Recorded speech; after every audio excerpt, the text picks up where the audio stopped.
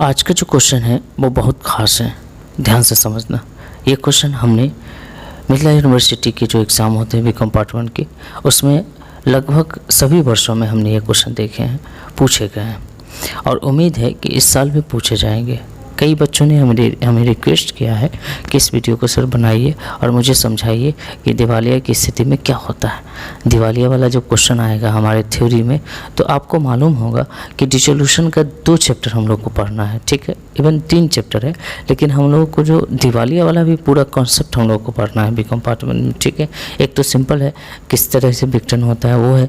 दूसरा ये है कि जब आप सॉल्वेंसी होती है किसी पार्टनर का, तो ऐसी हालात में आप क्या करते हैं, ठीक है। किस तरीके से किसी पूंजी की कमी अगर किसी पार्टनर को चल रही है, कोई पार्टनर अगर बुरे हालात में चल रहा हो, तो उसकी कमी को हम कैसे पूरा करते हैं, ये चीज़ें हमको समझनी होती है, ठीक है।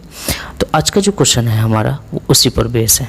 और एक मुकदमा चला था, आपने पढ़ा भी होगा और आप जब प्रैक्टिकल बनाते होंगे तो उसमें इसको देखा भी होगा, ठीक है। दिवालिया के संबंध में गार्नर बनाम मर्रे। तो सबसे पहले भाई दिवालिया को समझते हैं। दिवालिया क्या है? दिवालिया आपने सुना होगा कि उस आदमी का दिवाला निकल गया। दिवाला निकल गया मतलब उसके पास कुछ नहीं है, देने को कुछ नहीं है, वो माइनस में चल रहा है। अब ये मुकदमा क्या है? गार्नर बनाम मर्रे, ये 2 आदमी के नाम हैं, ठीक है। ये 2 व्यक्ति के नाम है। इन्हीं दोनों के बीच में कुछ मामला आ गया था, कुछ मतलब असहमति आ गया था, जिसको कोर्ट ने सुलझाया, ठीक है। मामला का वर्णन करें, यह मामला भारत में किस तरीके से लागू होता है, ठीक है। ये बात 1900 ईस्वी की है, ये बात 1900 ईस्वी की है और आज भी उसको फॉलो किया जाता है, भारत में भी उसको फॉलो किया जाता है। तो बात बड़ी होगी जिस बात को आज भी फॉलो करते हैं, ठीक है। होता है, सबकी हालात एक जैसी नहीं होती है, तो कुछ पार्टनर आपस में बिजनेस करते हैं, किसी पार्टनर की हालात ख़राब है, तो ऐसी स्थिति में आप करेंगे क्या? चूँकि पार्टनर का दायित्व असीमित होता है, आपको हर पार्टनर को लेकर चलना होगा, ठीक है। चलें आगे। दूसरी तरीके से आपसे क्वेश्चन पूछेगा, गार्नर बनाम मर्रे को विवाद को विस्तार में समझाइए। आपसे जो पूछते, आप गार्नर बनाम मर्रे देखो और मैंने जो आंसर लिखा है उसे छाप दो, ठीक है। उसे प्रिंट आउट कर दो अपने हाथों से, आंसर नंबर मिलेंगे आपको, ठीक है। आगे बढ़ते हैं। साझेदारी के खाते के समायोजन के संबंध में गार्नर बनाम मर्रे का क्या विवाद है, मुकदमा को समझाइए, ये आपको पढ़ना है, ठीक है। तो इस क्लास में हम लोग इसको पढ़ते हैं। आंसर ये है, भारतीय साझेदारी अधिनियम के अनुसार प्रत्येक साझेदार का दायित्व असीमित होता है, ठीक है। प्रत्येक साझेदार का दायित्व, जिम्मेदारी वो क्या होता है? असीमित होता है। आपको हर साझेदार की कमी, किसी साझेदार की अगर मुसीबत में है तो हर साझेदार को आगे बढ़ के उसकी जिम्मेदारी लेनी है और उसको बचाना है, ठीक है। इसके अलावा मुसीबत का मतलब पूंजी की मुसीबत अगर चल रही हो तो, ठीक है, माइनस में चल रहा हो तो उसकी कमी को आपको पूरा करना पड़ेगा, ठीक है। बात समझ गए? अगर किसी साझेदार की पूंजी की कमी चल रही हो तो उसकी पूर्ति बचे हुए जो सक्षम साझेदार है उनको करना पड़ता है। इसके अलावा अगर किसी तरीके का लॉस होता है तो सबको सहन करना पड़ता है, ठीक है। ये सारी बातें हैं जिससे ये बात साफ होती है कि साझेदारी में साझेदारों का जो दायित्व होता है वो असीमित होता है, ठीक है। ये लिमिटेड नहीं है कि आपको प्रॉफिट होगा तो प्रॉफिट मिलेगा, लॉस होगा तो आप लॉस में हिस्सेदारी नहीं लोगे, नहीं, आपको लेना पड़ेगा, ठीक है। तो भारतीय साझेदारी अधिनियम के अनुसार प्रत्येक साझेदार का दायित्व असीमित होता है। पढ़िए इसको, हमारे साथ पढ़िए। अतः साझेदार की दिवालिया होने की स्थिति में फर्म की संपत्ति में होने वाली कमी या दिवालिया साझेदार की पूंजी की कमी को पूरा करने का दायित्व अन्य सभी सक्षम साझेदार का होता है। जो साझेदार सक्षम है, जिसके पास ये ताकत है कि वो सह सकता है पार्टनर की, ठीक है, पूंजी की कमी को वो पूरा कर सकता है, तो उसको करना है, ठीक है। लेकिन सवाल ये उठता है कि किस रेशियो में करना है, ठीक है। आगे पढ़ते हैं। यह प्रश्न उठता है कि सक्षम साझेदार दिवालिया साझेदार की कमी को किस अनुपात में पूरा करेंगे। जनरली हमने देखा है कि 2 तरीके होते हैं हमारे पास, एक होता है लाभ विभाजन अनुपात, दूसरा होता है पूंजी अनुपात। इस पीडीएफ का लिंक मैं वीडियो के डिस्क्रिप्शन बॉक्स में दे दूंगा, अब वहां से डाउनलोड कर सकते हैं। इसके अलावा मैंने जितने भी क्वेश्चन करवाए हैं, सारे क्वेश्चन के लिंक आपको नीचे मिलेंगे पीडीएफ, उसमें सारे क्वेश्चन मिल जाएंगे आपको। अभी तक 6 क्वेश्चन हमने थ्योरी में करवाए हैं और 6 के 6 इम्पोर्टेंट है, आपको मिलेंगे ही एग्ज़ाम में, ठीक है। आप इसको PDF डाउनलोड कर सकते हैं, डिस्क्रिप्शन बॉक्स के लिंक पे ओपन करेंगे, PDF वाले लिंक पे, वहाँ से आप डाउनलोड करके पढ़ सकते हैं या इसका प्रिंट आउट निकाल सकते हैं, ठीक है भाई। तो सवाल क्या है, कमी तो पूरा करेंगे, ठीक है, बेशक करेंगे, ठीक ना। कोई साझेदार अगर दिवालिया होता है तो उसकी पूंजी की जो कमी है वो सक्षम साझेदार जो बचा हुआ है वो पूरा करेंगे। लेकिन सवाल उठता है कि किस अनुपात में, लाभ विभाजन अनुपात में या पूंजी अनुपात में, ठीक है। तो 1903 ईस्वी से पहले दिवालिया साझेदार की पूंजी की कमी को शेष साझेदार अपने लाभ विभाजन अनुपात में विभाजित करते थे। ये 1903 ईस्वी की बात है, ठीक है, उससे पहले की बात है। परंतु गार्नर बनाम मर्रे नामक प्रसिद्ध मुकदमे के फैसले के अनुसार दिवालिया साझेदार की पूंजी की कमी को सक्षम साझेदार अपने पूंजी अनुपात में बांटेंगे। यू टर्न हो गया टॉपिक। दिवालिया साझेदार की जो पूंजी की कमी थी वो पहले कैसे बढ़ता था, पहले कैसे पूरा किया जाता था, सक्षम साझेदार द्वारा, ठीक ना। अगर मान लो कि 3 पार्टनर है, मैं समझाता हूँ, 3 पार्टनर है, A B C है, और C का कैपिटल है 1 लाख, B का कैपिटल है 2 लाख, इसका कैपिटल है 3 लाख, ठीक है। तो अगर 1 लाख इसकी पूंजी कमी चल रही है, ठीक है ना, कमी में चल रही है 1 लाख, इन दोनों के पास सक्षम है, ये दोनों सक्षम है कि पे कर सकता है, तो इन दोनों 1 लाख को किस रेशियो में बांटेगा, पूंजी अनुपात में तो या लाभ विभाजन अनुपात में। तो 1900 गार्नर बनाम मर्रे वाला जो मामला है उससे पहले लाभ विभाजन अनुपात में बढ़ता था, और उसके बाद क्या हुआ, पूंजी अनुपात में बढ़ने लगा, और आज भी पूंजी अनुपात में ही बढ़ता है, ठीक है भाई, समझ गए इस बात को। आगे बढ़ते हैं। चूँकि गार्नर बनाम मर्रे विवाद की दिवालिया साझेदार की पूंजी की कमी के संबंध में एक नए सिद्धांत को जन्म लिया, अतः गार्नर बनाम मर्रे विवाद एवं इसके निर्णय का संक्षिप्त व्याख्या इस प्रकार हमने कर रखा है, ठीक है। अब मामले पर आते हैं, असल मामला था क्या। पहली बात ये कि ऐसा हो सकता है कि किसी साझेदार का दिवालिया निकल जाए, कोई साझेदार दिवालिया हो जाए, ऐसी स्थिति में जो सक्षम साझेदार है उसकी पूंजी की कमी को पूरी करेगा, ठीक है। और किस अनुपात में, तो पहले पूंजी लाभ विभाजन अनुपात में होता था, लेकिन उसके बाद की बात अगर हम करें, गार्नर बनाम मर्रे विवाद जो चला उसके बाद पूंजी अनुपात में बढ़ने लगा। लेकिन ये विवाद क्या था, आप समझते हैं विस्तार से। चूँकि गार्नर बनाम मर्रे विवाद दिवालिया साझेदार की पूंजी की कमी से संबंध में है, ठीक है। पूंजी की कमी अगर किसी साझेदार को नहीं रहती तो ये मामला सामने आता ही भी नहीं। अतः गार्नर बनाम मर्रे विवाद एवं इसके निर्णय का संक्षिप्त विवरण इस प्रकार है। हुआ ये कि गार्नर, मर्रे तथा बिल्किंस 3 पार्टनर थे, गार्नर, मर्रे और बिल्किंस, ठीक है, एक फॉर्म में साझेदार थे। साझेदारी के समझौते के अनुसार उनकी पूंजी असमान थी, जनरली होती भी है, परंतु वे लाभ विभाजन को समान रूप में बांटते थे। अब तो ये समस्या है, पूंजी असमान है लेकिन प्रॉफिट इक्वली बट रही है। चलो ठीक है। 30 जून 1900 ईस्वी को न्यायालय के आदेश द्वारा इस फॉर्म का विघटन कर दिया गया, ठीक है।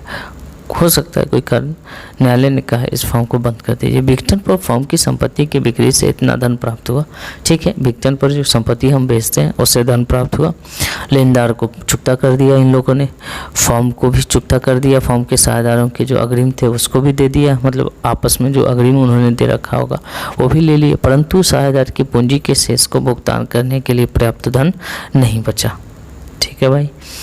मतलब पूंजी का जो शेष चल रहा था बिजनेस में उसको भुगतान करने का पैसा नहीं बचा। उस समय साझेदारों की फॉर्म की स्थिति इस प्रकार थी, ठीक है। कब, जब सारा काम हो गया है तब। गार्नर के पास 2500 पाउंड है, पाउंड में ही ये पैसा 2500 रुपया था उसके कैपिटल में। मैरी के पास मर्रे के पास 314 पाउंड था, कैश में उसके पास 1916 रुपया था। बिल्किंस डिफिशिएंसी में चल रहा था, बिल्किंस का कैपिटल माइनस में चल रहा है, इसलिए एसेट साइड में लिखा हुआ है, अपोजिट साइड में। कैपिटल का शेष क्रेडिट होता है और वो बैलेंस शीट के कैपिटल पार्ट में लिखा जाता है। अगर वही कैपिटल माइनस में चला जाए तो उसका शेष डेबिट हो जाएगा और वो एसेट साइड में लिखा जाएगा। समझ रहे मेरी बात को। तो बिल्किंस माइनस में चल रहा है और बिजनेस को लॉस भी हो गया 635 रुपया का, ठीक है भाई। अब ये जो बिल्किंस का जो लॉस चल रहा है पूंजी का, उसको कैसे डिस्ट्रीब्यूट करेगा, सवाल ये। अब मामला क्या हुआ समझो। बिल्किंस दिवालिया घोषित हो गया, बेशक उसकी पूंजी माइनस में चल रही है और कुछ भी देने योग्य नहीं रहा, ये भी सही है। ब्रिटिश साझेदारी अधिनियम 1890 की धारा 44 के अनुसार पहले से ये धारा बना हुआ था, ठीक है, कि कोई साझेदार अगर दिवालिया होता है तो क्या होगा। 283 पाउंड पूंजी की कमी वसूली पर हानि की तरह मानी जा सकती है। ठीक है, इन्होंने कहा कि अगर किसी साझेदार की पूंजी की कमी होती है और सब फर्म का विघटन हो जाता है तो इसको भी हानि मानकर काम करिए। ठीक है, और इस प्रकार फर्म के कुल पूंजी का हानि, कुल हानि, एक तो हानि चल रहा है रियलाइजेशन लॉस वाला, रियलाइजेशन लॉस 635 और विल्किंस के जो कैपिटल की कमी है 263। ध्यान से देखिएगा, दोनों को जोड़ देंगे तो टोटल हानि चल रही है 898 पाउंड की। ठीक है भाई, कितने की? 898 पाउंड की। बात समझ में आ रही है? अब चूँकि पार्टनरशिप में प्रॉफिट को और लॉस को ये लोग बराबर बांटते हैं। ठीक है, सक्षम साझेदार बराबर बांटा जा सकता है। ऐसा करने से मर्रे को अधिक क्षति हो रही थी। मर्रे का कैपिटल चेक करो, क्यों क्षति हो रही है भाई को? 314 रुपये का। ठीक है, इसके कैपिटल में गजब की बात है, 314 रुपया इनकी कैपिटल में, और जबकि गार्नर के कैपिटल में बहुत पैसे हैं, 314 पाउंड और 2500 पाउंड, ये स्थिति थी। अब अगर मान लो कि 898 दोनों में बराबर बांट दीजिएगा, ऐसा हुआ। पहले यही रूल था ना कि पूंजी अनुपात में बांटेंगे, लाभ विभाजन अनुपात में बांटेंगे, तो टोटल कमी कितनी हो रही है बिजनेस को?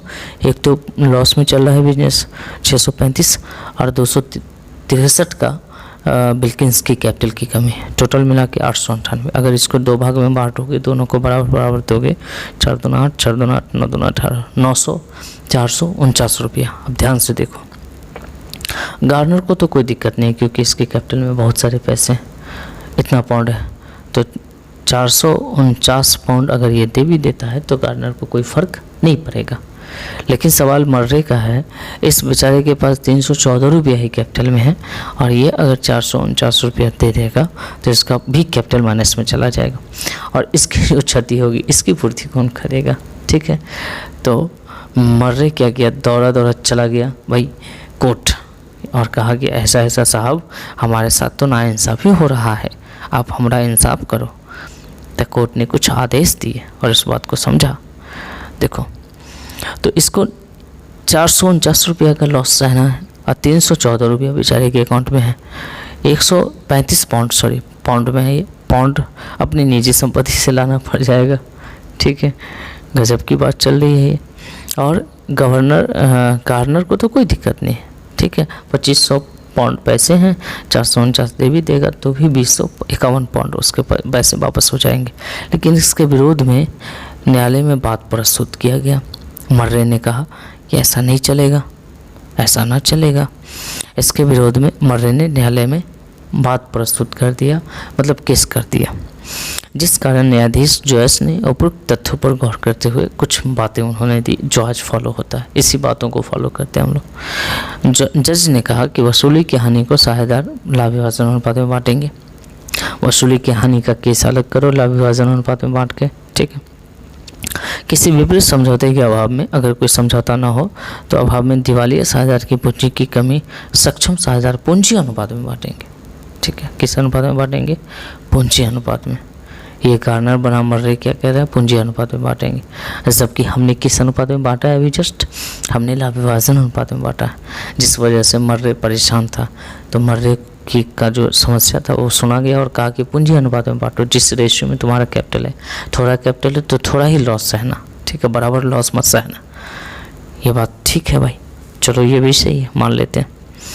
पूंजी का अनुपात, अब सवाल ये उठता है कि पूंजी का अनुपात कौन सा अनुपात है? ठीक है, अस्थायी पूंजी वाला कुछ अलग होता है, चालू पूंजी कुछ अलग होता है। उसके संबंध में स्पष्टीकरण ये है, पूंजी का अनुपात उस पूंजी के आधार पर निकालना चाहिए जो विघटन के ठीक बने हुए चिट्ठे में हो। ठीक है, इस संबंध में यह देखना चाहिए कि पूंजी अस्थायी है या अस्थायी है। यदि पूंजी अस्थायी है तो यदि पूंजी अस्थायी हो तो आर्थिक चिट्ठे में सक्षम साझेदार जो पूंजी दी गई हो उसी के अनुपात में दिवालिया साझेदार की कमी बांटी जाएगी। ठीक है, पूंजी अस्थायी है तो जो दिया हुआ है उसी रेशियो में हम लोग पूंजी जो दिया हुआ है उसका रेशियो निकाली और जो पार्टनर की कमी हो रही है उसको बांट दीजिए। ठीक है, उसको दे दीजिए। यदि पूंजी परिवर्तनशील या अस्थायी हो तो यदि पूंजी परिवर्तनशील हो तो सक्षम साझेदारों की पूंजी चिट्ठे में दिखाई गई संचित या अविभाजित लाभ या हानि को उनके लाभ विभाजन अनुपात में समायोजित कर दिया जाएगा। ठीक है, उसके अगर पूंजी अस्थायी है तो पहले तो जो चिट्ठा में आपको प्रॉफिट वगैरह रिजर्व वगैरह दिख रहा है तो उसको पहले बांट कर दे दो उसे, ठीक है। उसके बाद रेशियो निकालो और कमी की पूर्ति करो। समझ रहे हो मेरी बात को। और अस्थाई का मतलब ये है कि आप उस कैपिटल में ऐड कर सकते हैं अपने प्रॉफिट को, ठीक है। अस्थाई का मतलब आप उसमें कुछ नहीं कर सकते हैं। तो जहाँ कुछ नहीं कर सकते हैं सीधे उसी रेशियो में बांटेंगे, और जहाँ हम ऐड कर सकते हैं तो ऐड करने के बाद वाला रेशियो में बांटेंगे, ठीक है भाई। ये सब प्रैक्टिकल करोगे तो और समझ में आएगा आगे, ठीक है।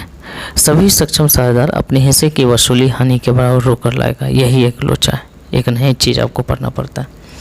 आपने जब प्रैक्टिकल बनाया होगा तो देखा होगा कि बाई साइड में आपके टीचर कैश लिख देते हैं जो लॉस होती है वो, ठीक है। यही है गार्नर बनाम मर्रे वाला विवाद।